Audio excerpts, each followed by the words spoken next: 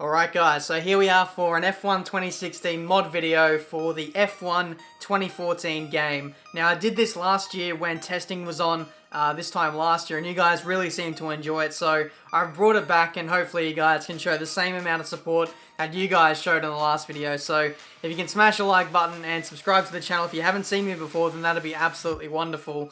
I did originally try this challenge on Project Cars, and as most of you probably know, it didn't go so well.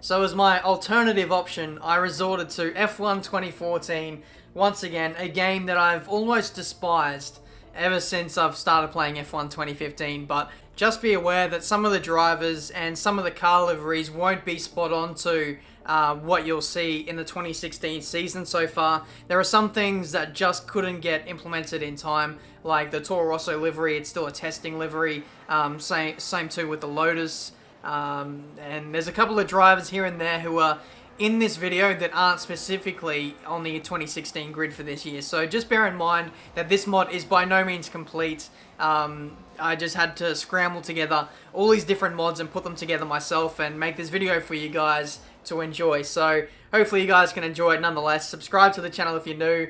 And let's take a look at the F1 2016 Ferrari driven by Sebastian Vettel. This car looks absolutely awesome. It's probably my favorite car so far. I'd say the Red Bull is a really good looking car as well, even though when I first saw the Red Bull, I didn't like it that much, but now I think it looks really good on the track. So anyway, enough rambling. Let's start this video. It's going to be a live com as well, so you'll see my live reaction jumping back on F1 2014. Let's see how we do. Hey, welcome to the garage. Let me show you around. No, I don't want to have a look around. Sebastian Vettel starting in first place, and then at the back, Sebastian Vettel starting in 22nd place. But glitches aside, here we are for this F1 2016 mod on the 2014 game. I've done a few laps in the build up to this, but I'm by no means going to be an expert at this. I'm going to be very rusty. Away we go for the Australian Grand Prix. We'll take it nice and easy. Coming into turn 1, we'll see if we can pick up a position or two as we head into the first sequence of corners. Pascal Wehrlein's Mana Marussia there looks pretty weird with the rear end, but either way, we'll try and find our way to the inside as we negotiate through turn 3. I'm not too sure if I've got realistic damage mode on, because I may still have some old settings on F1 2014, some old mods that may still be on, so we'll see how we go. Pastor Maldonado, another one who isn't actually supposed to be in this mod, but yeah, as I said in the intro, there are some cars and some drivers who are not complete or not fully updated with this 2016 mod. And if I find another update to this, I'll update all the drivers and stuff so you guys can see exactly who is in the 2016 season, what all the liveries look like.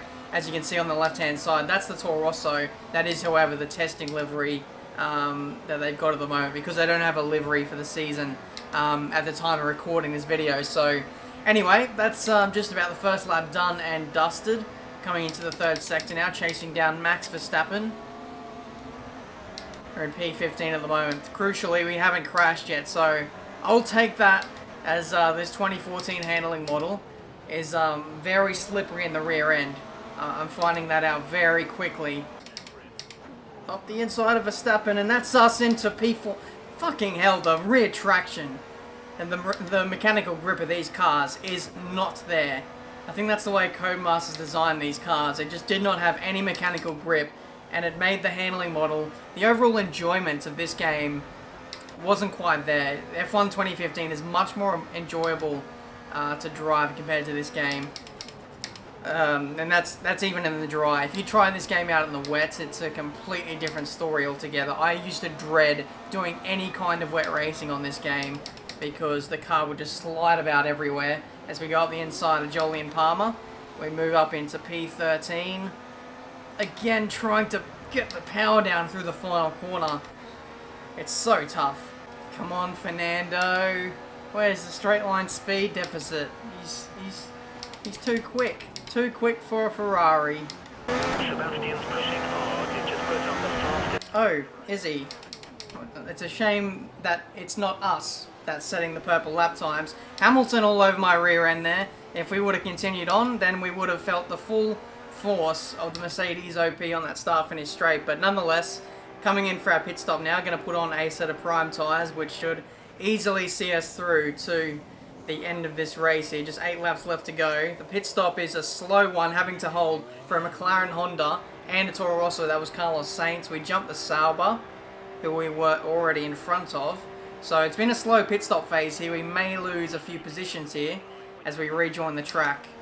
So Verstappen jumps us as we rejoin on the track. He was behind us, I believe, before we made our first pit stop there. So it's been a net loss of a few seconds, so we'll have to make up some of that ground and really dig in here, because it's going to take a lot of effort now for us to get in the points. Can't believe I'm saying that, driving a Ferrari. Can we got the inside of Verstappen? No, not really. I don't have the confidence under brakes to try that kind of move. Maybe if I was used to this game I would have, but I don't know. We'll have to wait for DRS possibly. Verstappen is closing on a McLaren Honda though. And the force feedback on this wheel, I've turned it down to like 10% strength, 10% environmental effects and everything. And the force feedback is so strong, it's unscrewing the wheel cap on my F1 rim. It's coming loose. That's how I don't need to go to the gym after today, that's for sure. First time playing F1 2014 on this Thrustmaster TX rig. I'm using the F1 rim add-on, F1 rim add-on as well for the Ferrari. Finally got my words out. But yeah, if you saw it on Instagram, then you guys will know just how awesome this thing looks, and it feels really good as well to drive the Ferrari as well. I guess the added realism is there right now. In terms of realism of my driving performance, it is absolutely not there. I need to stop talking. I need to go catch these guys. Someone's in the pits. That is Roman Grosjean. Moves us up into P13. There's a slow car. Not too sure if he just came out of the pits. It may be the Williams. But there is 4 guys in front of us. 5 laps to go. If we can pass all of these guys, we will be in the points. But it's going to be a case of finding the pace and the consistency to stay inside the top 10. It's going to be tough. Verstappen. Nice lag. Verstappen, I know you're saying no inside the cockpit. And nice lag, by the way. Nice PC.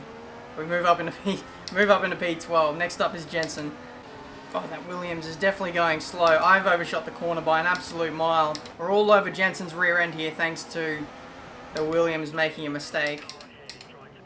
Yes, I know, engineer, thank you very much. Now, one thing that's consistent throughout all the F1 games is the engineer, both pointless and annoying. Come on, somebody, anybody make a mistake. Just don't let it be me as I Mario Kart through turn 3. Oh, Jensen! Oh, that was sweet, right around the outside.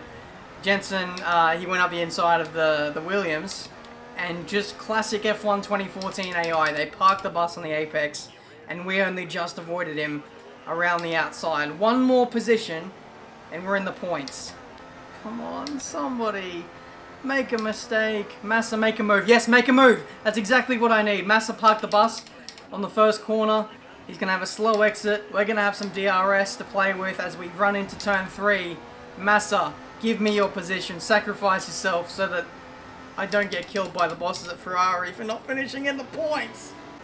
Okay, we're getting close now. We're legitimately getting very close to Felipe Massa. Heading into the 3rd sector. This seems to be a bit of a strong point for us. Is Massa going to go for the move? Yes, he does. He slows himself up on the entry to the corner, and we are in the points. If we can get Esteban Gutierrez right in front of us, and that'd be an absolute bonus. He's driving a brand new Haas for 2016. Oh, here we go. This is definitely not over. Lap 14 now. Massa, he may go for a move up the inside. No, he doesn't. He holds firm. Oh, that's a corner cut. Sorry, guys. Massa is definitely going to be one to watch with that Williams straight line speed OP. Mario Kart again. Like DJ Khaled in his little go-kart thing, spinning like he's run over a banana peel. That's probably like the perfect description of how this car feels today. Just constantly wanting to spin out like I'm doing donuts. That's pretty much it. Gutierrez, I know you're in the sister Ferrari, but your engine is not working very well today, is it? We take his position, we move into P9. Next up is Sergio Perez, who made the mistake earlier on in the race, I believe. I'm not too sure.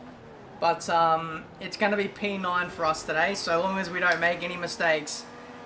Final corner on the penultimate lap. Let's see if Gutierrez has anything at the end of this straight to mount a challenge. He may go for a move up the inside. We'll stay on board here. No, he doesn't go for the move. So final lap, let's just hang on to P9. And Sebastian Vettel wins the Australian Grand Prix. It was definitely me that won that race. There's just another, you know, Codemasters glitch once again. I won on my screen, but, you know, the game is just glitching out. You know how it is.